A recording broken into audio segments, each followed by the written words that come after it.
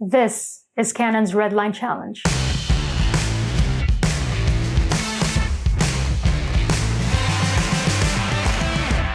I'm Laura El Tantawi. I'm a Canon ambassador. I'm super excited about this year's competition. The winner walks away with a Canon EOS R5 Plus lens bundle and a mentored session with me. We want to see your photos that tell a split-second story. Here are 4 of my fellow Canon ambassadors, and we want to share our favorite tips and tricks on how we tell stories in photography. Well, I think a story in photography is really just about expressing how we experience the world. This is an image that I took on a bus journey, and it was just about me kind of looking out the window and noticing an image building up.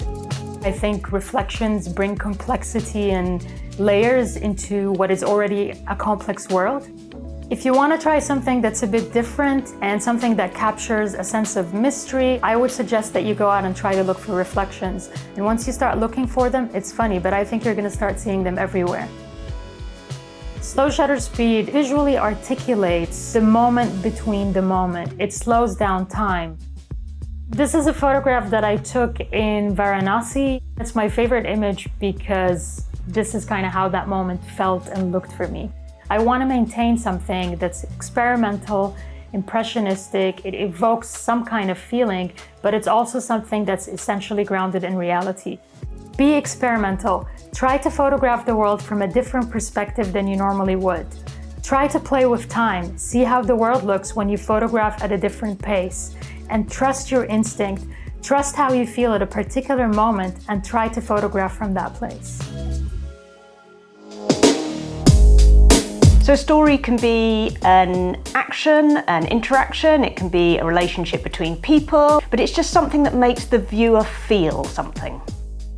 I love this image because it's a found moment. That expression on that little girl's face, it's wonder, it's discovery, it's love. She's with her dad and he's teaching her something. He's, bringing her up and making her into the human being she's going to become.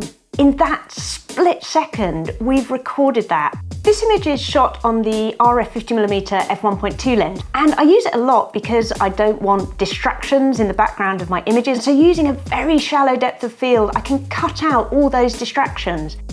When you're planning to photograph in your own home, it's a really good idea to start to have a look at what the light does. So a few days before you plan to take your pictures, start looking at the light at different times of day. What's it doing in the morning? What's it doing in the evenings? How does it work in different rooms?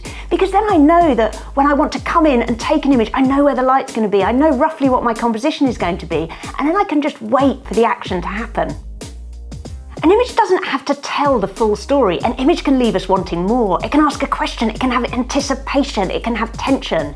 This image works because we don't know what happens next. I mean, we do, the bubble is going to burst, but we don't know who bursts it, how, exactly what happens. It engages the viewer, it leaves them wanting more. And that's a really important thing to have in your pictures. A winning image will be one that makes the viewers feel something.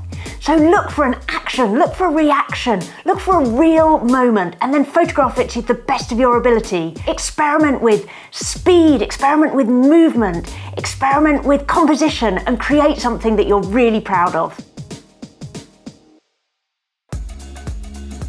It's not hard to find stories in wildlife photography. Wildlife stories are everywhere. You might find yourself in challenging situations where you don't have the best light or the best subject. Slow your shutter speeds down and you're able to capture that movement. I want to tell the story of these zebras on their journey to find the next waterhole. You can feel that zebra galloping on the dry sand. Subjects like lions have been photographed a million times.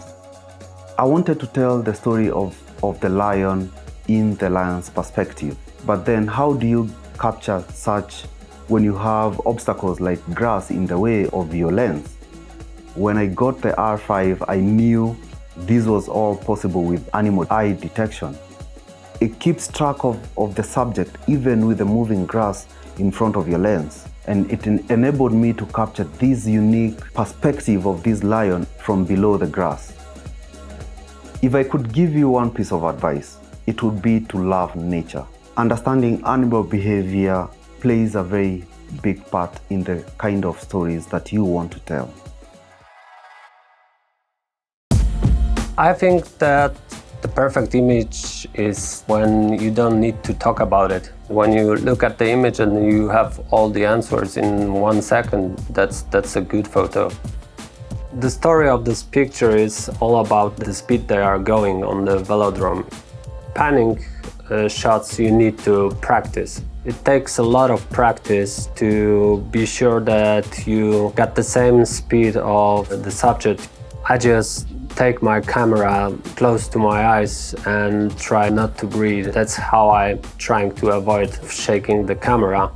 The longer you practice, the better you get. If you want to show the speed with high shutter speed, try to find something like mud, water, dust around. It can show the story about the speed in a different way. The more you experiment, the more you develop your own photography style. And it has to be fun, otherwise it makes no sense. To be able to put as much information as you can into the image to make a story that a viewer will be able to see and understand and feel is the skill of photography. To be able to make those images in a split second, you have to learn about where you are, learn about the people you're photographing, create a rapport with everyone. And that is what equips you to be able to be ready for that split second image. These are salsa dancers in Johannesburg. A single image sometimes can tell multiple stories and should tell multiple stories. So this is something that you can challenge yourself with. Make an image with many pieces of information in it. And it becomes a little poem, you know, that the viewer is able to read and find something more exciting every time.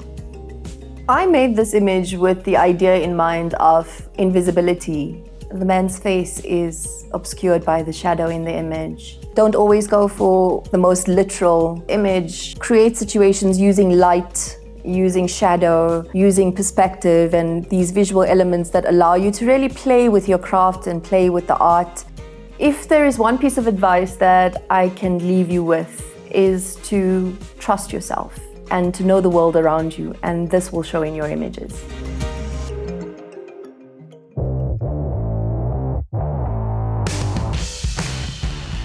There are literally pictures everywhere. What is your story? How do you want to tell it? And what vision of the world do you want to show us? The judges and I can't wait to see your photographs for a chance to win this year's Redline Challenge.